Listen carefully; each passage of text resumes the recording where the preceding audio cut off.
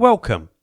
Having spent some quality time with Mrs. Faceless, she was duly dispatched to the airport so I could continue my travels, ably assisted by Faceless' brother-in-law.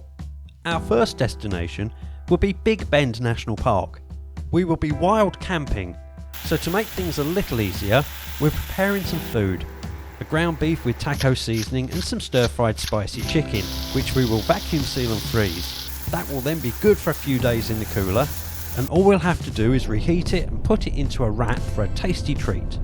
Our plan was to travel late, sleep for a few hours, then arrive at the park office first thing in the morning, just in time for them to open so we can then book our campsites before disappearing into the wilds. Our drive to Big Bend was going to be around 9 hours, plus a stop or two. We would see some fabulous scenery on the way, and Midland, but mostly we would smell Midland. Our intended sleep destination was occupied when we arrived a little after midnight, so we parked up under the stars and grabbed a few hours sleep in the car instead. Bright and early, we were at the park sign for an obligatory photo.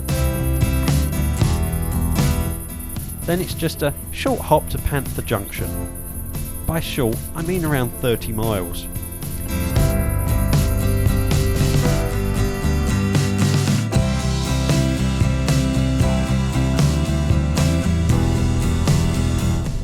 At Panther Junction, you can get your various camping permits, chat with the rangers, and view various information boards about the park. What also turned out to be very helpful is a water point connected to a well a few miles away. You can also grab fuel for your vehicle.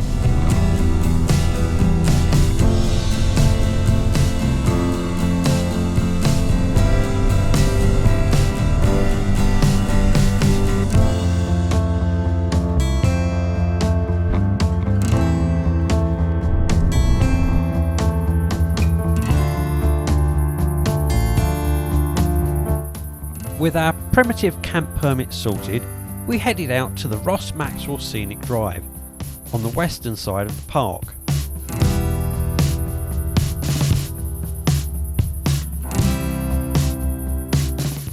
First stop, Sotol Vista.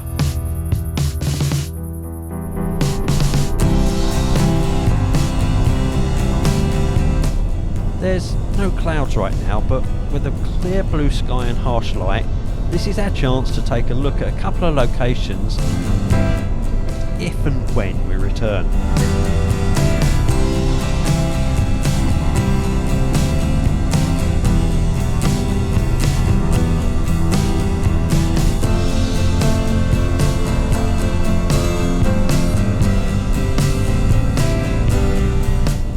From this location, you're looking towards Mexico, the Rio Grande and Santa Elena Canyon. It's quite pretty, and it would be lovely with clouds and a sunset, I would imagine. With a quick scope achieved, it was time to hit the road and look for the next location. That would be Santa Elena Canyon, where the border between Mexico and the US literally runs down the middle of the Rio Grande, which is about 20 foot wide and 3 inches deep. Our future plan is for a sunrise shoot here in 2 days' time. It's very pretty and very calm. Can't wait to come back and shoot it in this weather. Our next stop is for a short hike and to grab a few images at Tuff Canyon Overlook. When we got there, we found this purple prickly pear cactus. Apparently, this is the plant's mechanism to protect itself from cold. Some kind of pigment. Anyway.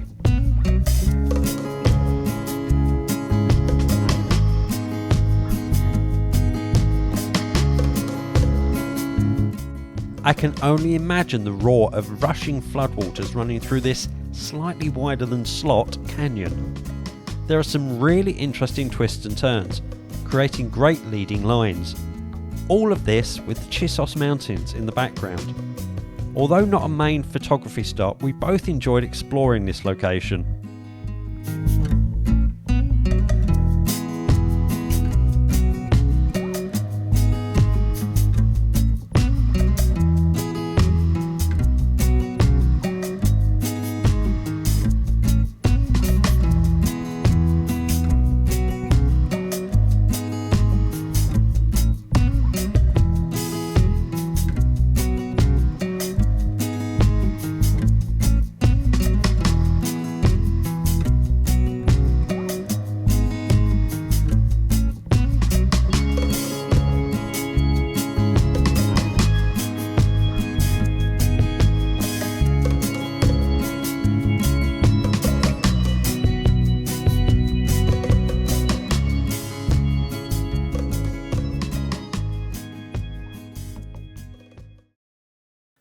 We'd left the Dallas-Fort Worth area with temperatures in the region of 20 Fahrenheit. But right now it's hitting the mid-80s, and Faceless brother-in-law and I are starting to wilt with such a steep change of temperatures within a couple of days. We did have one option though. The Chisos Basin sits high within the park, offering cool air and stunning mountain views. It provides an elevated perspective of the desert's majesty. You'll love the dramatic peaks here. More to the point, there's a restaurant, shop, and our target for this evening, a gap in the mountains called The Window, which would be my sunset location.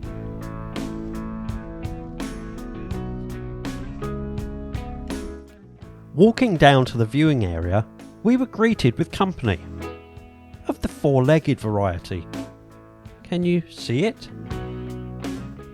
It's a nice little buck, just having its evening meal.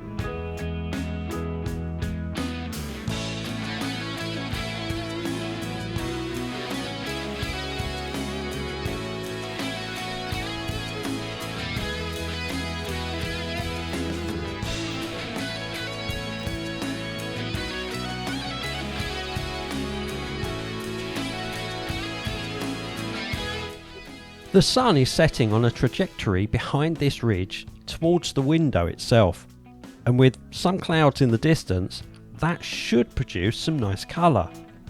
Already there's a golden glow on the rocks to the right, so it's looking promising. For those of a more energetic persuasion, there is a 5.5 mile round trip hike with 1,000 feet of elevation change if you want a close-up of this marvel. Or use a telephoto lens. I'm also very much aware that stepping back to encompass the scene is often the photo, not standing in what should be the photo.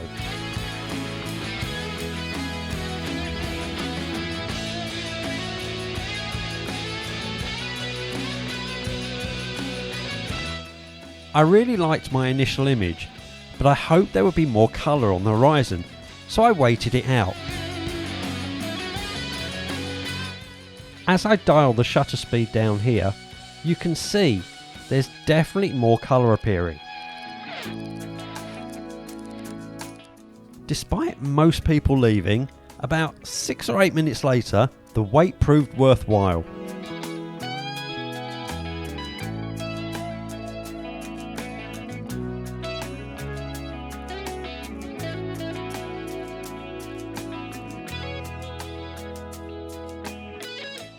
The evening was finished off with a burger and an adult barley soda in the restaurant, followed by a very dark drive down to our campsite on Old Maverick Trail Road.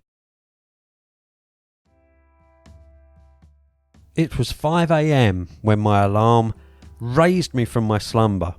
We decamped and we headed for what would be our sunrise location, the Lost Mine Trail.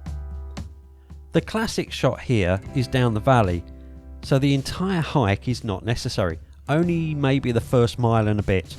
However, do remember there is an altitude change involved here, so plan accordingly. And I had, with Faceless brother-in-law carrying my camera bag.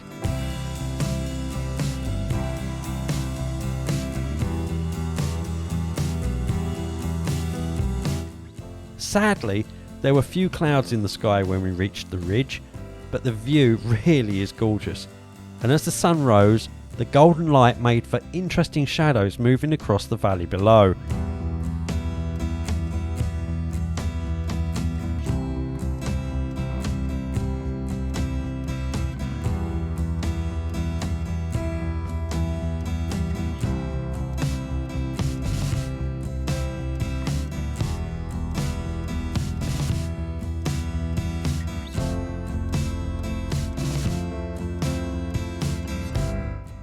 And here's the view looking back towards the trailhead. What a great way to start the day. Although one of us was taking it much easier than the other. It must have taken quite some effort to carry my camera bag, apparently.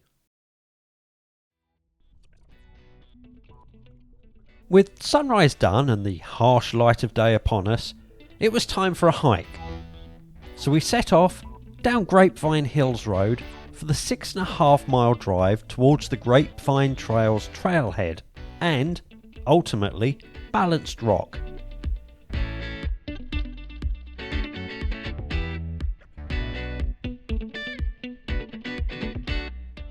Why oh why couldn't these clouds have been above us last night or earlier this morning?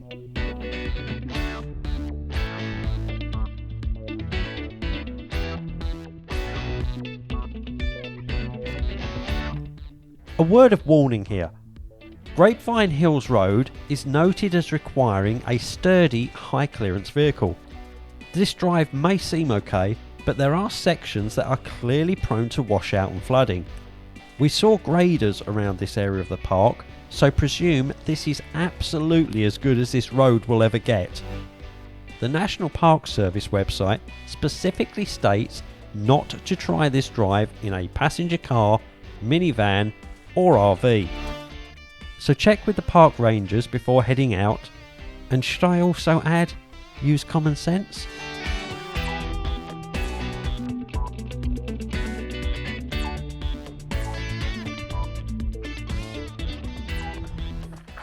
The Grapevine Trail is a 2.2 mile round trip. It's mostly flat through a sandy wash, but with a scramble up boulders for the last quarter of a mile. Watch out for loose sand and gravel going up and especially coming down, not to mention snakes. There are, apparently, 31 different types of snake listed as inhabiting Big Bend. 4 of these are different types of rattlesnake. I don't like snakes, and it was at this point I was seriously questioning why I visited this park. There is no cover on this trail either, so prepare accordingly before you set off. Now to scramble up this, so the camera's going away as I'll likely need to use my hands. And here we are. We made it up, had a drink to stay hydrated, and a quick walk around. This seems to be the best angle, so I've perched myself precariously up on a large rock. We're under the midday sun here, so it's a little harsh and the clouds on the horizon are blown out. So multiple exposures will be needed in order to blend later, hopefully without making an overly saturated and unnatural HDR image.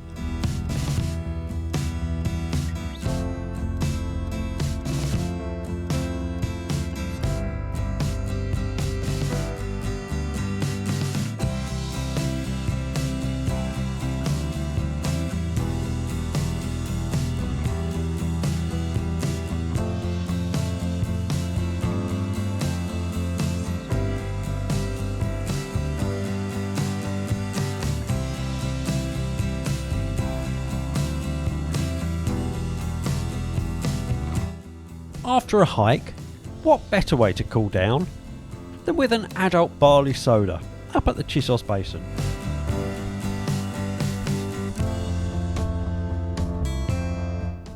We have a couple of hours until sunset, so time to rehydrate, get a little rest and marvel at the clouds forming for what I hope is a stunning sunset this evening.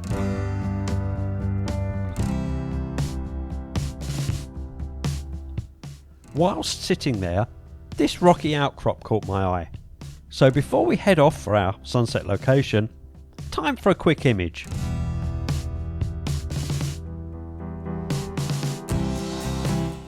This outcrop has the look of a classic Western film set to me. It's just missing the barrel of a Winchester rifle sticking out from the rocks.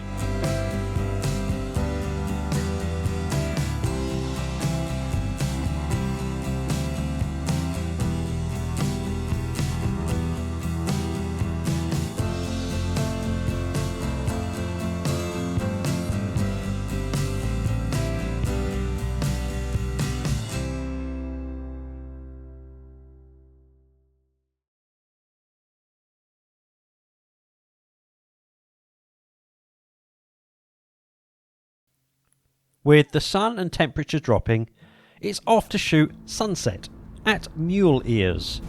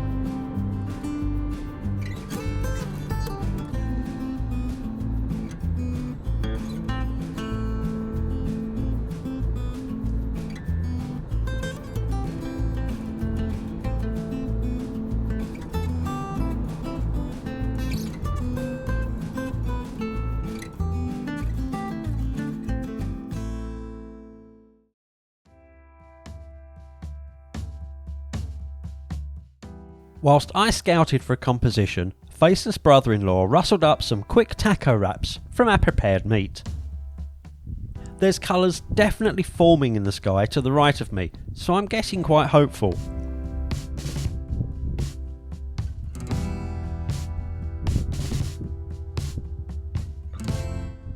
I've set up here thinking this will be a pano, or at least an accentuated landscape orientation image. What I really need is for the colours to make it into the clouds here.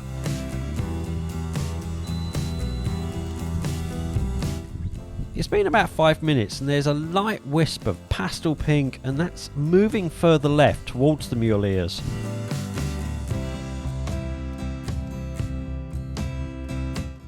Much more colour in the sky to the right, so all we can do now is wait and keep our fingers crossed.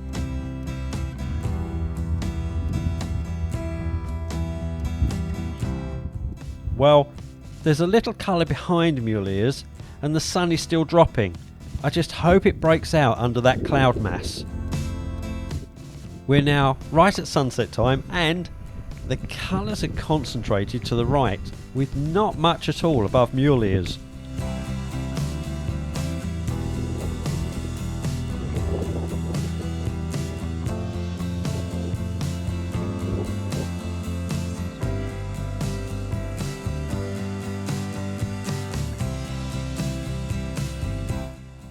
Although I didn't get my photo of Mule Ears, this isn't too bad.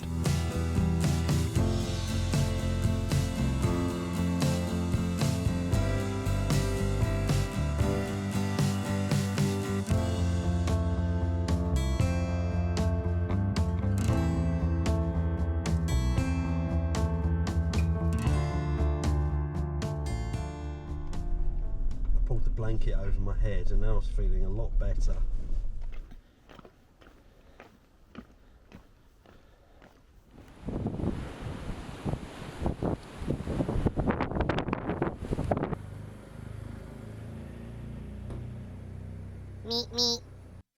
Thanks for watching.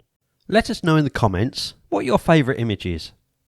If you enjoyed travelling along with us today, a like and a subscribe would be much appreciated. Until next time.